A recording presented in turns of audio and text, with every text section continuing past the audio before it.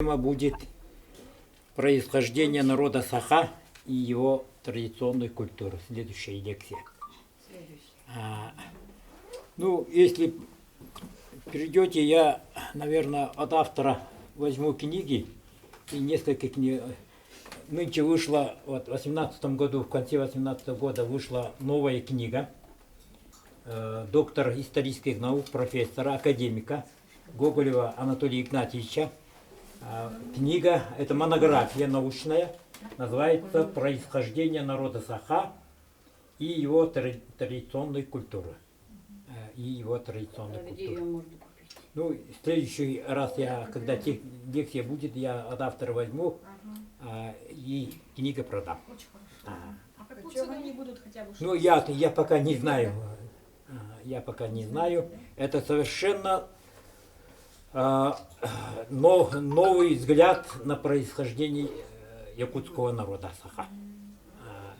И она обобщающая работа, то есть то, что было раньше, всех он упоминает и делает заключение о том, что старые гипотезы, научные гипотезы это хорошо, но они дали толчок к новым исследованиям, дают толчок к новым исследованиям. И он окончательного ответа еще не ставит. Окончательного ответа не ставит по той простой причине. Еще есть время, будут другие исследователи и продолжат вот эту работу. И что касается сегодняшней лекции, мы тоже чуть-чуть затронем данную проблему двумя-тремя предложениями. Это очень хорошая книга. Вы можете посмотреть.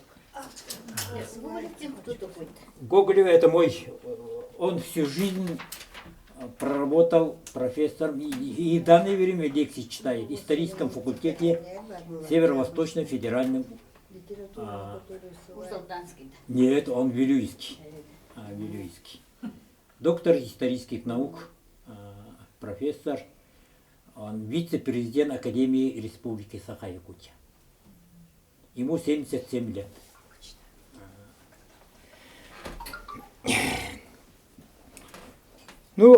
Сегодняшняя тема это Иля.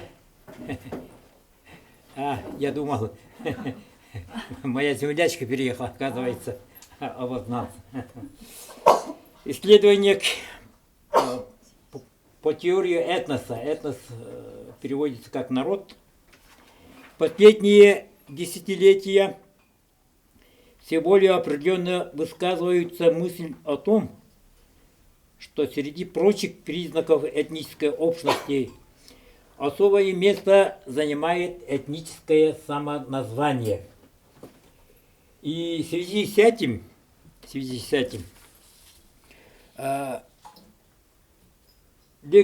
тема лекции «Этнонимы коренных народов Якутии». Коренными народами Якутии являются 6 народов. Это народ Саха, это титульный народ. И первым титульным народом являются русские,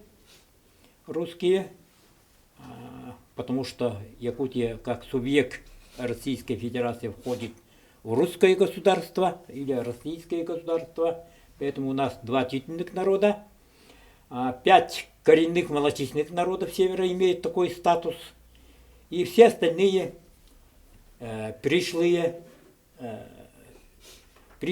население. То есть в Российской Федерации сегодня проживает 190 разных народов. И в этом отношении этнонимы, изучение этнонимов, название народов, происхождение этих народов, это очень сложная, но очень интересная наука. Наверное, чтобы понять, многие исследователи, я фамилии не буду назвать, это их очень много, ученых-исследователей, которые занимаются данной проблемой, они в одном моменте все согласны, что эти названия иногда дают представители самих народов, древнейших времен до наших дней.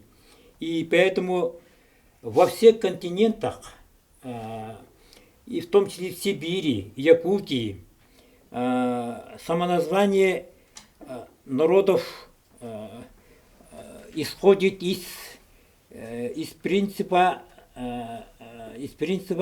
ну, как вам сказать,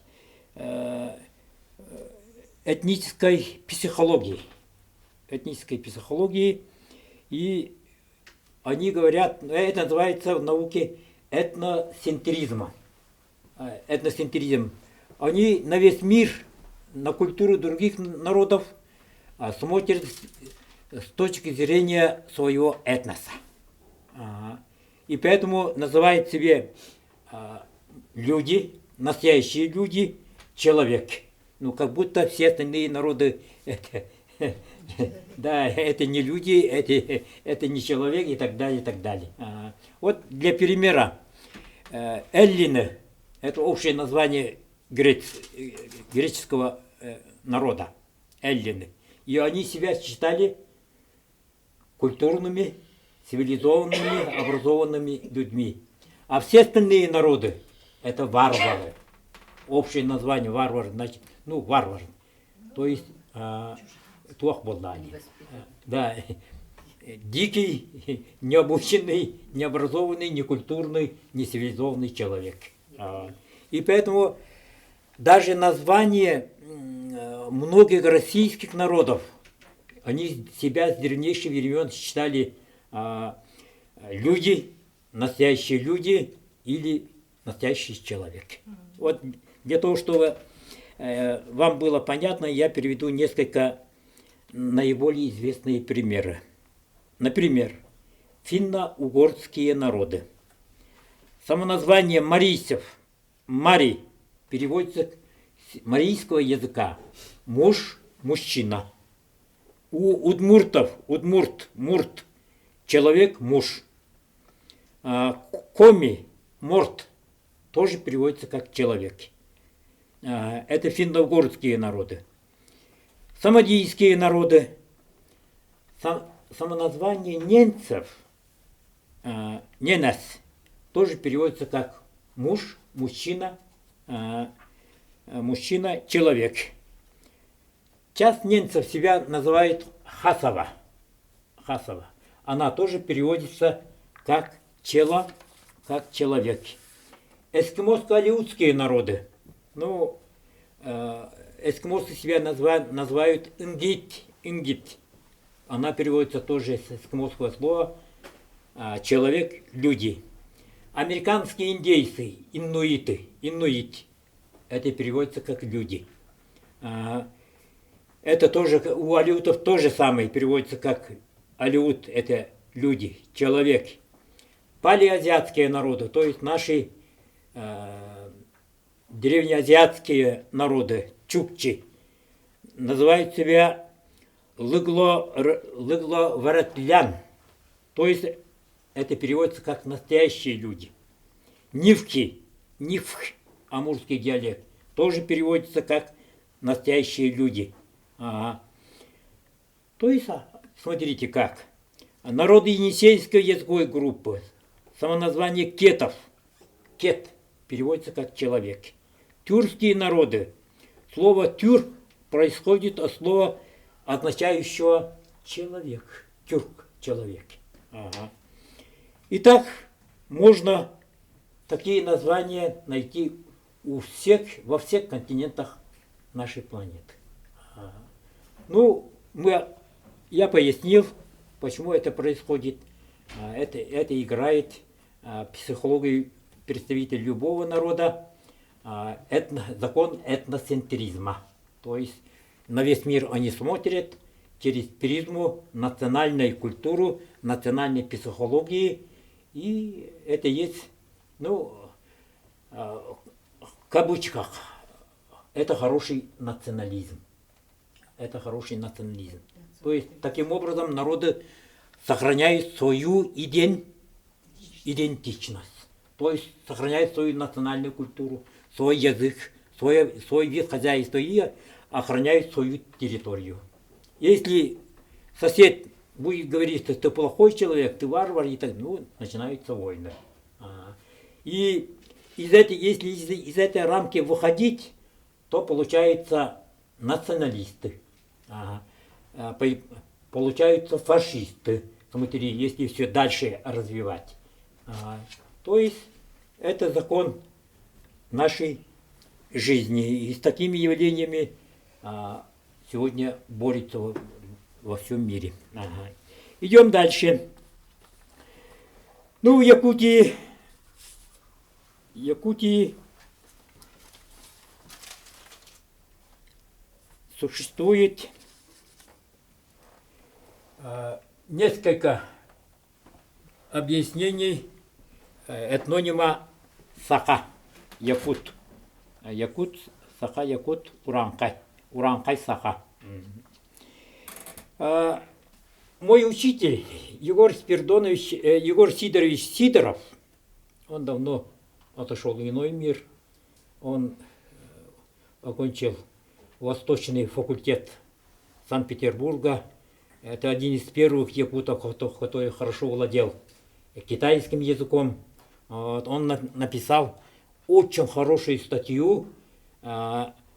Статья называется «Этноним Саха». И я думаю, что это наиболее вероятное объяснение этнонима Саха. Сегодня в Якутии проживает более 484 тысячи якутов. Для сравнения, бурят 520 тысяч.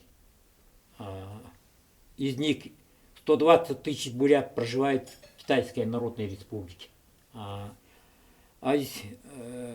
Якуты в основном проживают в Республике Саха-Якутия, но примерно 25 тысяч якутов живут диаспорами в Москве, Санкт-Петербурге, в других центральных губерниях Российской Федерации. Даже диаспоры есть в Соединенных Штатах Америки, много в Канаде, и в Великобритании, в Германии. Вот все, если их сочетать, то это примерно 25 тысяч якутов живут диаспорами в других зарубежных странах.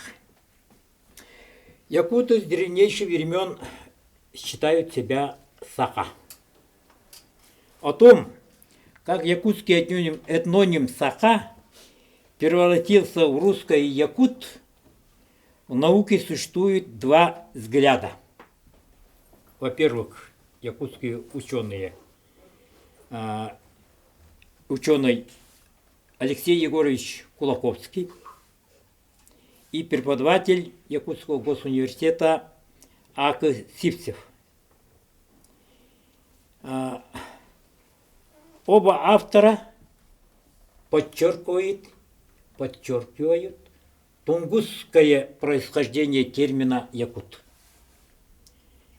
Этимологию этнонима Саха некоторые тюркологи выводили из тюркского слова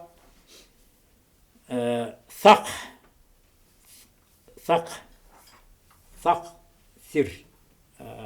сагах. То есть оно переводится как край, окраина, ворот или Украина.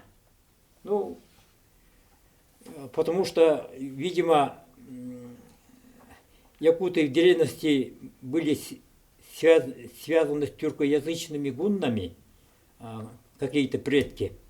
И они считали Якутию, и те тюрки, которые пробились сюда, прапрадки якутов, они считали это окраина тюркской земли.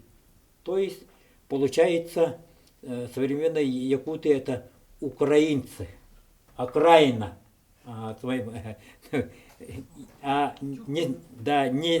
Не как наши украинцы, но это общее слово, это окраина тюркской земли. Да, окраина тюркской земли. И оба автора, еще раз подчеркиваю, они выводят с тунгусского слова якут. Якут. Давайте мы попытаемся еще глубже копнуть. Якут – это по русской транскрипции. Якут. А давайте мы ближе к тунгусской транскрипции. Нёхо, няха, йохо. Йохо. Няха, нёхо, яка. Оно с тунгусского на русский язык переводится как «кто такой?», «кто они такие?». То есть, видимо, прапрапредки тунгусских народов эвенков и венов, их предки первыми начали осваивать эти северные регионы, а предки народа Саха начали, видимо, осваивать, может быть, с 12, ну, как пишут специалисты, с 9, с 12, с 13 века. И не сразу они перекочевали сюда, а сотнями лет семьями, часть рода, кангаласы, туматы, харасаглы и другие постепенно просачивались сюда. И таким образом где-то окладников и наши археологи об этом уже давно писали в своих научных исследованиях, о том, что якутский этноним Саха появился в 15-16 веках нашей эры. 15-16 веках. И только в 15-16 веках появился народ Саха. В среднем течении Лены. Ксенофонтов Гаврил Васильевич в своем труде «Ураанкай Сахалар», ну, наверное, вы это знаете, первый, второй том, там он пишет о том, что Ураанкай сам был склонен видеть этнониме Саха древнее название главного божества якутов Сах, Сахсара. Ну, я не знаю, Сах, сейчас никто не помнит у якутов, было ли такое божество Сах. Ну, я не знаю, я не знаю, поэтому я ничего не могу говорить об термине Сах. А В.В. Бартоль считал возможным связывать самоназвание якутов Саха с названием алтайских сагайцев. Сагай, Саха и так далее. Однако Егор Сидоров подчеркивает: однако при внимательном изучении мы обнаруживаем племенные названия, очень близкие названию Саха, древнеяпонских, древнекитайских и маньчжурских источниках. В древних Фукодах, это географо-этнографических описаниях провинций Японии, составленных в VIII веке и охватывающих древнейший период истории Японии, упоминаются неяпонские племена Саяки и Сахаги. Это по японской терминологии. А то вы думаете, я все рассказываю с точки зрения русской терминологии. Ничего подобного. Это японская терминология. Саяки и Сахаги. Истребленные или ассимилированные древними японцами Ямото. В первых веках нашей эры. Культуру ее Японии это примерно произошло с 3 века до нашей эры до 4 века нашей эры. Именно с этими переселенцами проникли в Японию корейско-маньчжурские, или лучше сказать, дальневосточные антропологические элементы. То есть, начиная с конца первого тысячелетия до нашей эры, многие тунгусо-маньчжурские племена, корейские племена и палеазиатские древние племена, которые населяли Северный Китай или Маньчжурию, территорию Маньчжурии, или Приморья, территорию Приморья, или территорию Кореи, Корейского полуострова. Вот оттуда они вместе с тунгусо-маньчжурскими племенами начали осваивать территорию Японии, японские острова.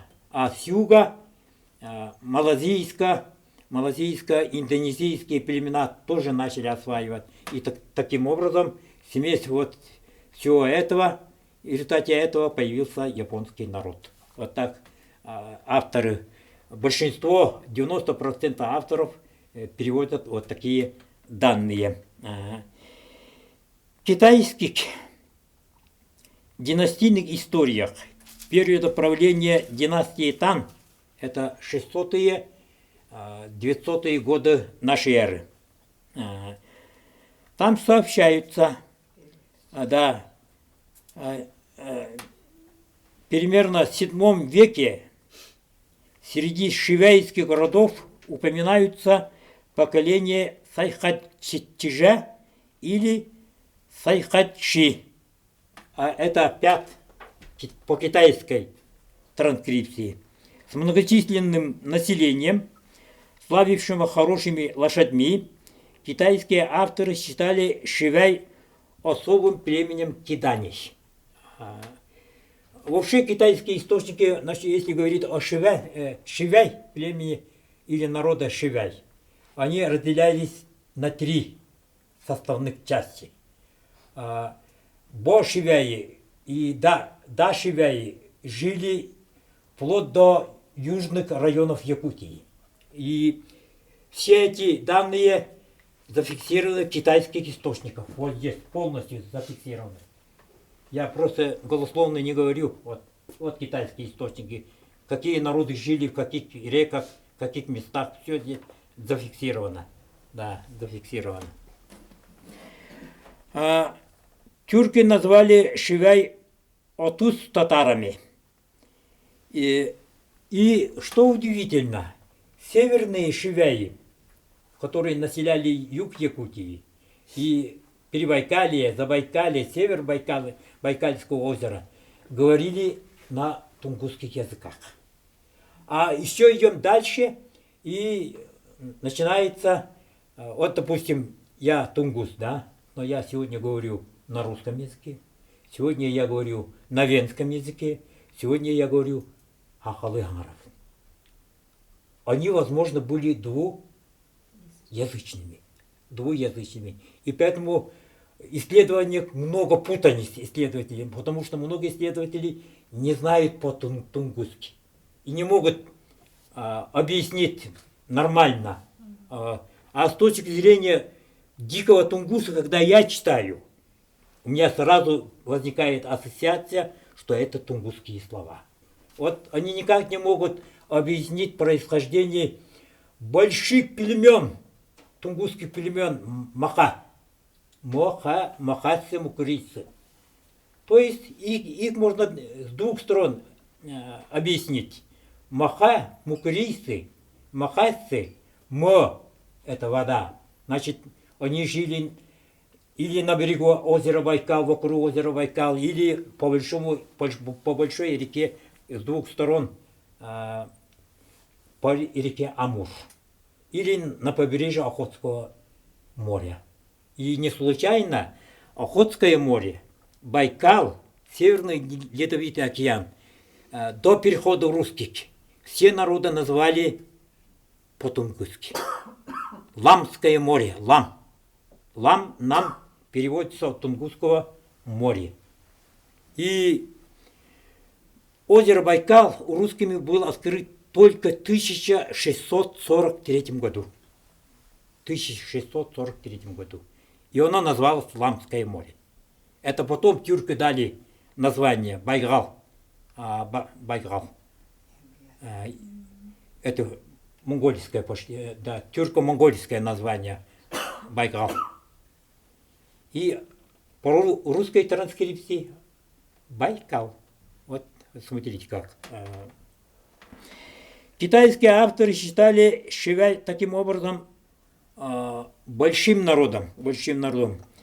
Академик В.П. Васильев, имя Шивай было общим названием всех обитателей не только нынешней Даурии, но и которые жили в Сибири, включая, может быть, и Якутскую область. Советские исследователи Элла Викторова, Ага Малявкин. Элла Викторова очень хорошая работа, научная работа о Чингисхане и о монголах 13 века. Она очень хорошую монографию имеет. Считаю, что некоторые племена Шивай раннего средневековья, большие Шивай, занимали Южную Якутию и часть Забайкалья. А один из самых знаменитых китаеведов, профессор Владивостокского университета Николай Васильевич Кюнер, пришел к заключению, что в VII веке в среднее течение реки Лены населяли племена, которые в китайских хрониках известны под названием Юй-Тиже, а Южной Якутии и Северной Забайкалье племена, обозначенные термином Дахань. И он очень хорошо рассказывает, оказывается, они были родственными племенами. Опять, чтобы не быть голословным, можете посмотреть. Вот она. Написано «Среднее течение Лена». Это китайский источник. Вот он. Передайте, чтобы они, да, посмотрели. Китайцы или шивяне же? Как? Это шивяй, это общее название, а там у махайцев, у тунгусских племен, народов было 75 разных племен. 75. А Глафира Макарина Васильевич, она только у Эвенка было 200 родов. Смотрите как. Каша-маша. Да, это уже каша-маша. Да, там зайдешь, это такие дебри, что мы оттуда вообще не выйдем. Я чуть-чуть попытаюсь, ну, как вам пояснить о том, что это мы сегодня ничего не знаем даже о наших предках, даже мы, тунгусы, ничего не знаем. Это все зафиксировано японских, корейских, китайских, даже русской историографии. Все это зафиксировано очень хорошо. И все, вы еще это ахнете, оказывается, тунгусские роды, племена участвовали в происхождении болгарского народа. Это как так? Все здесь написано. Источники дают. Какие роды, тунгусские роды дошли до Болгарии и приняли участие. Я спокойно буду тоже в этом направлении работать. Я пока могу огласить только так. Если не сочтете, что у Анатолия крыша поехала. Причем тут болгары и тунгус. Так, идем дальше. Можно высказать два предположения. Сидоров так говорит. Во-первых, под этнонимом Юй-Тиже подразумевались древнетунгусские или юкагирские племена. От тунгусского слова дюка – лед, дюка-ми – замерзать, покрываться льдом, инеем. И поэтому в якутском языке есть дюкабель, дюка. Ледяные огни, холодные, которые не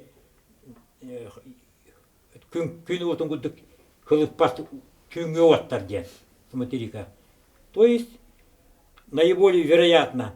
Но китайцы и это чужеземье, древние чужеземье себя не назвали чужезем, а себя назвали нюйчжен, нюйтижен, нюйтижен. То есть нюйтижен, юйча, они синонимы, да? И, видимо, это действительно, если Сидоров прав, что, возможно, это были прапрапредки, да, которые первыми начали осваивать Якутскую область. Ну, будем говорить современным языком, Ленинский край. Это примерно в первых веках нашей эры. Первых веках нашей эры. Но Васильевич говорит, Глафира Макаровна, тунгусы, оленные тунгусы, Верхоянский хребет, они освоили еще в 12 столетии. 12 столетии. Так, идем дальше. Китайские источники, вот, во-вторых, народ, известный как Дахань, был частью так называемых больших шивяй, так как название Дахань в переводе с китайского означает верзила, человек большого роста, молодчик. Нельзя не учитывать из созвучия названия Саха, Сайха, Дахань. То есть первые якутские представители народа Саха, которые проникли сюда, многие специалисты говорят, они были высокого роста, смуглые. Смуглые, даже татарин, это первопредок, три первопредка. Кто такие? Татары? Татарин, который первый. Элей, что ли? О, Элей был очень большого роста человек. Большого роста. Ага. Еще. Улу Хора тоже был большим человеком. То есть первые якуты были огромного роста. Ну, когда они приехали сюда, начали осваивать Ленинский край, ну, конечно, женщин не хватало, поэтому местными племенами они сошлись, тунгусы женщин начали брать в жены, вот и появился народ Саха в среднем течении Лены. Так полагают многие специалисты. Не только якутские, но и зарубежные, но и европейские, но и русские специалисты. Ну, это тема следующего разговора, а пока мы вернемся сюда. В маньчжурских источниках 17 века среди покоренных маньчжурами племен бассейна Амура названы сахарча. То есть у нас очень известный талантливый борец был, как его из Амги, и погиб в Амге, утонул борец. Сахатча. Сахатча, хоть думаете. А по-тунгусски сахарча. Вот, сахарча. По-тунгусски сахарча. Сахарча добывали много соболей, разводили лошадей, быков, коров и мулов. Язык сахарча был сходен с маньчжурским, то есть язык был тунгусским. Для примера, даже колыбель якутского народа, великие реки якутского народа, как Вилюй, Алдан, Лена, все они тунгусского названия. Тунгусского названия. Об этом все специалисты сегодня согласны. Даже Амга, и то она тунгусского названия. Чурапча, тоже тунгусского названия. Ага. Амга это род, да? Да, это род. И поэтому Ангара, это тоже тунгусское название. Единственная река, которая пьет воду Байкала. Это единственное. И 333 речек впадают в Байкал. А эти Амга, род, оно переводится, да, Амга. Оно По-тюркски, по-якутски уже превратился Амга. А по-русски Амга. Да, по-тюркски Амга. Смотрите как. Видоизменяется-то язык. Какое же мы переводим, почему многие якутов называют Уранкай Саха. Беги Уранкай Сахалар будет во время саховощих торжеств. Урайхал Уранкай Сахалар гадим володя. Оказывается, Уранкай это по якутской транскрипции. У ранкайцев, оказывается, было очень много племен под именем Уранкай. Под именем Уранкай. Их называют по-разному, не только Уранкай, Улянкай, Уланка и так далее. И уранкайские, японских летописях написано: Уранкайским краем является территория Маньчжурии. А многие специалисты отмечают, Уранкайским краем называют место проживания тувинцев. И среди тувинцев есть часть народа, называют уранкайцами. И они сердятся еще. Почему вы называете уранкайцем? Потому что их, их ассимилировали тунгусы. И эту часть оленеводов называют уранкайцами. И в переводе вот этих документов японские хроники, корейские хроники, китайские хроники переводят от слова «орон». То есть оленеводческий край, оленный край. А сами люди – это тунгусы, оленные тунгусы.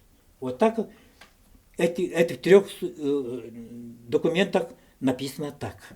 Ну, таким образом, а при чем тут, скажете, народ Саха? У Гавриила Васильевича Киснофонтова есть хороший вывод.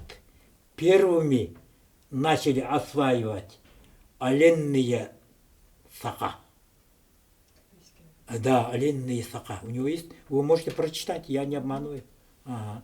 Оказывается, это отуреченные, ассимилированные тунгусы еще на юге, может быть, Забайкалье, Перебайкалье, Южной Сибири. Вот это оленные начали первым осваивать Якутию, территорию современной Якутии. Потому что на оленях-то зимой 15 дней мы в Китае. Ну что такое 15 дней? Люди в конце 18-го, середине 19 века ездили на ярмарку, торговую ярмарку Чукотку. Анюйская, это в документах зафиксировано, Анюйская торговая ярмарка. Где Чукотка? Примерно какие года? Это примерно, может быть, 4000 километров. 4000 километров.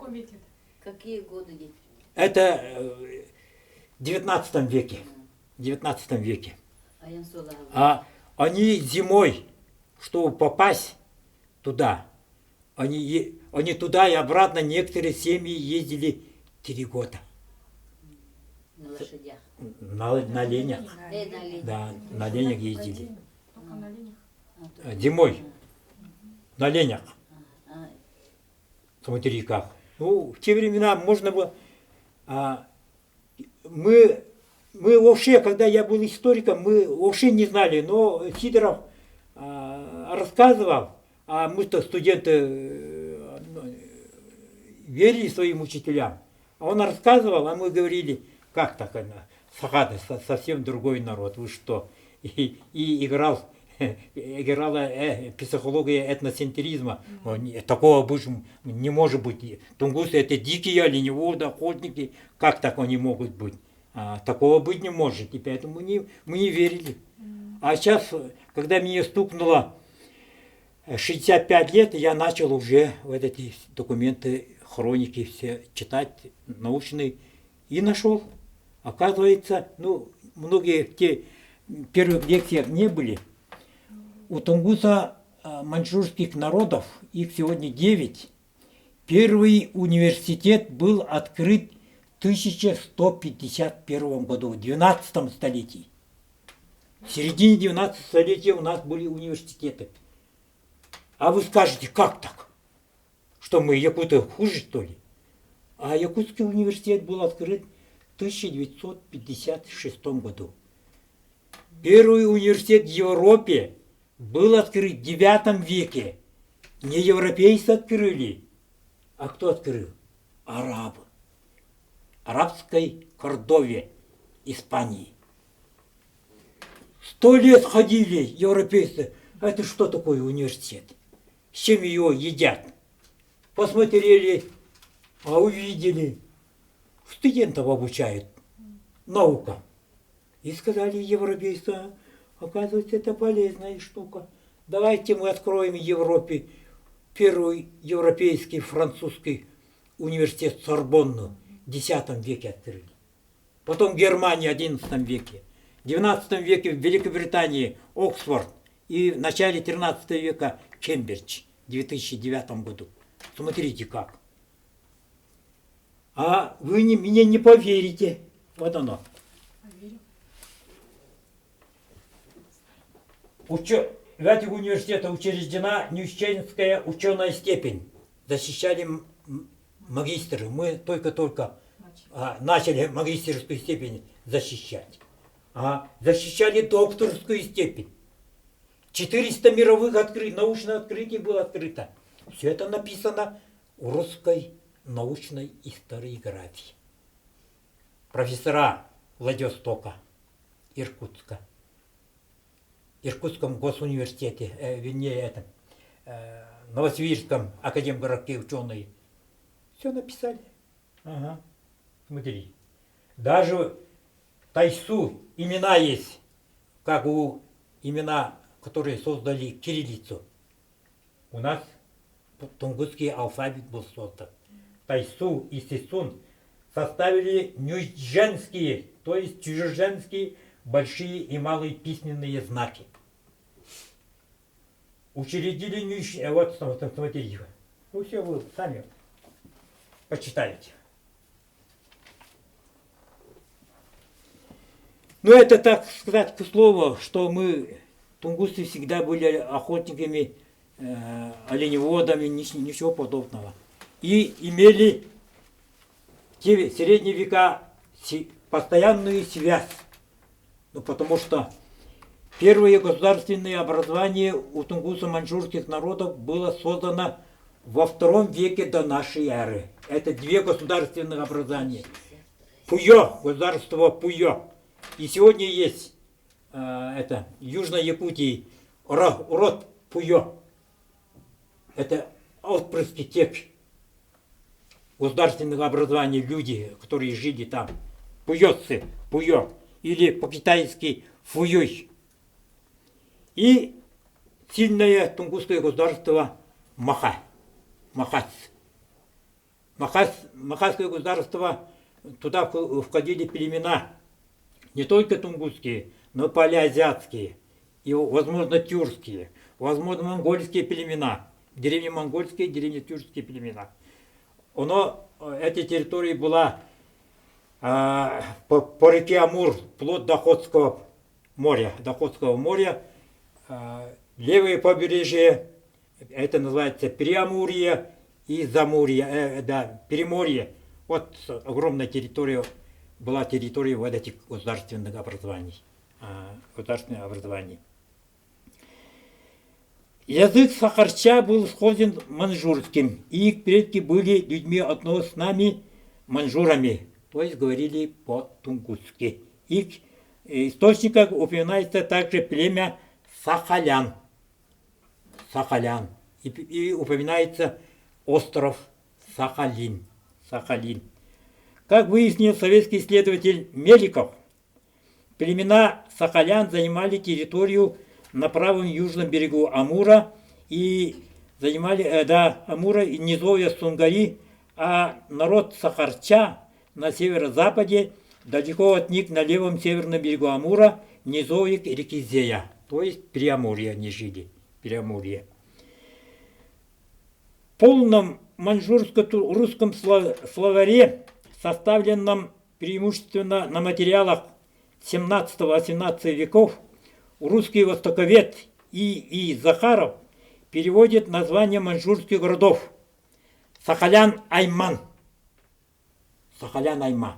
А по-якутски мы говорим Сахаймак. Сахаймак. Или род Саха, то есть якутов. Или и Сахалча.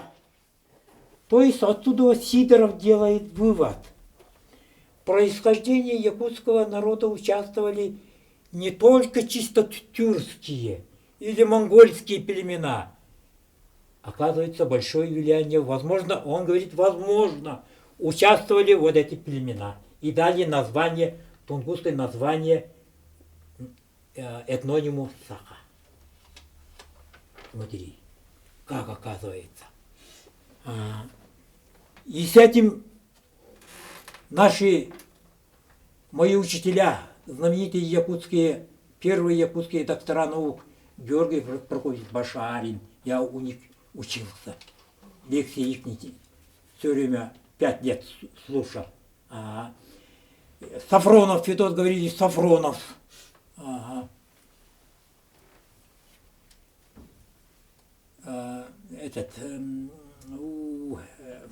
Совсем запамятовал. Иван Михайлович,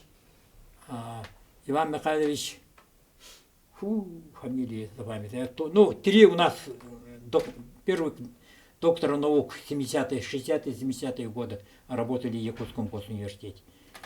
Они были против, что Сидоров, кандидат филологических наук, говорит о том, что тунгусы участвовали и дали еще имя Саха. Как такое может быть? Они не признали его. И все время они воевали друг с другом. Но они были моими учителями. Я ничего плохого не говорю и не думаю о моих учителях. Они все были мои. Мне очень много они дали. Дали, как работать с научными и делать выводы. Идем дальше. Таким образом, этноним с корнем Саха, это японские Сахаги и Саяки, Сайхаджа, Сайхачи, Сахалча, Сахарча и Сахалян встречается в японских, китайских и маньчжурских источниках. Это не только русские источники. И это не только китайские источники. Его носители жили в Маньчжурии, в бассейне рек Амур, Забайкалье и, подчеркиваю, Южной Якутии. Даже на японских островах. В старинных переданиях якутов сохранились сообщения о племенах Кара-Сагыл, черная лисица или Саха, живших в бассейне реки Лены до перехода легендарных предков современных якутов Омогоя и Эльдяя.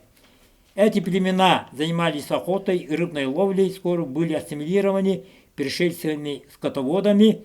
Древнейшие Саха и Харасагылы могли быть дахан китайских источников или частью больших шивей, что, по нашему мнению, одно и то же.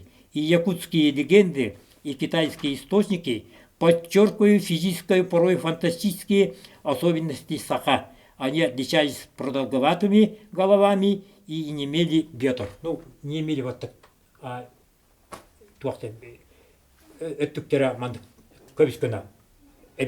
По антропологии.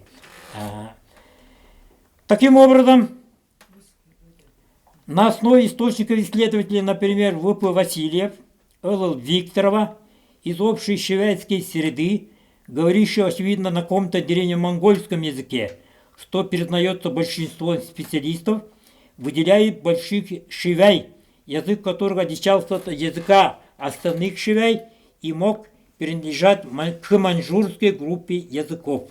Мы не исключаем и возможности тюркоязычия больших шивяй. То есть, возможно, они были двух- и трехязычный. Это не исключается. Что же означает этноним саха? Вот мы сделаем заключение. В средние века на маньчжурском языке термин саха означал понятие охота, травли зверей, облава, а термин саха, сахалян, черный. И поэтому не случайно Эвено-Вутантайский улус раньше назывался нет, сакрырский, сакрин. С тунгусского тоже черная река переводится. Акрырю ирага. Сакрин. Это на якутский, по якутской транскрибиса. Да, сакрыргем был. А на самом деле он называется река Хакрин. Черный. Она переводится как черный. Он абсолютно прав, Сидоров. И весьма темный север. Сахалян Аймак. Сахалча. Это переводится как чисто черный соболь. Название маньчжурских городов. В современном эвентийском языке слово саха употребляется очень редко. Только при обозначении масти животных серый, смуглый.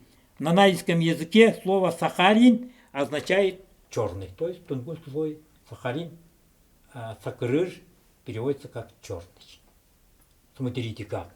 Оказывается, мы уже ближайшие родственники, народ саха, ближайшие родственники народу саха.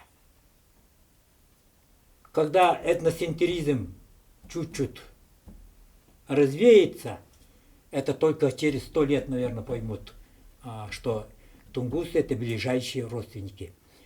Бурятии, Монголии, кто имеет тунгусскую кровь, они сегодня завидуют. Завидуют, почему? Оказывается, у тунгус-маньчжурских народов было 9 государственных образований. Две из них империи. Были университеты, ученые были, писатели, искусство, спорт. Смотрите, как оказывается.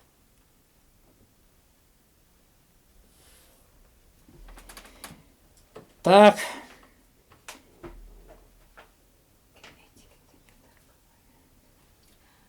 Следовательно, можно предположить, что часть древних саха, дахань, сахайча и более поздних сахалча, сахалян – это группа так называемых черных маньчжур. Олейн этелер был хахалам, қара кеги болды. Да. Олата тоңсту. И последнее. Будь человеком черным где. Кроме того, маньчжурское слово саха, охота, облава, в древности могло употребляться и в значении охотник, человек. Свидетельство тому якутская охотничья лексика. Слова обереги в старину охотники вместо слова человек употребляли слово хара, черный. И в наше время бытует выражение кисе харабол, буквально будь человеком черным. В якутском фольклоре часто встречается сочетание сахлы сангар, кигили капся, говори на языке саха, расскажи по-человечески, где слово киги, человек, и хара, черный, синонимы. Смотрите как. Элла Викторова делает заключение. Говорят, что древние дахань, сахайча, саха представляли собой первоначальную группу черных маньчжур. И мы должны допускать и возможность того, что уже тогда они назвались также черными уранхайцами. Харасаха, уранхаи. Как установила Элла Викторова, часть шивяй уже в IV-VI веках назывались уранхай улахоу. Появление этнонима уранхай уходит в глубь истории за много веков до эпохи Чингисхана. В XII веке оно уже было названием различных по культуре языку племен. Уранхайские племена и роды известны как среди тунгусо-маньчжурских, монгольских и также и среди тюркских народов. Русский этнограф Серошевский, Трощанский правильно отметили, что саха, возможно, являлись частью уранхайцев. Насчет уранхайцев у меня все. Если я затрону еще другие этнонимы, ну, наверное, еще надо 2 часа говорить. На этом, наверное, мы сегодня закончим. Если надо будет, я в следующий раз, кто такие тунгусы, ламуты, эвены, эвенки. Это очень интересная тема. Я могу в следующий раз продолжить. И потом мы продолжим еще интересные темы происхождения коренных народов Якутии. Народа Сака, эвенков, юкагиров, палеазиатских народов. Ну, у меня тема очень большая. Все, спасибо, ребята.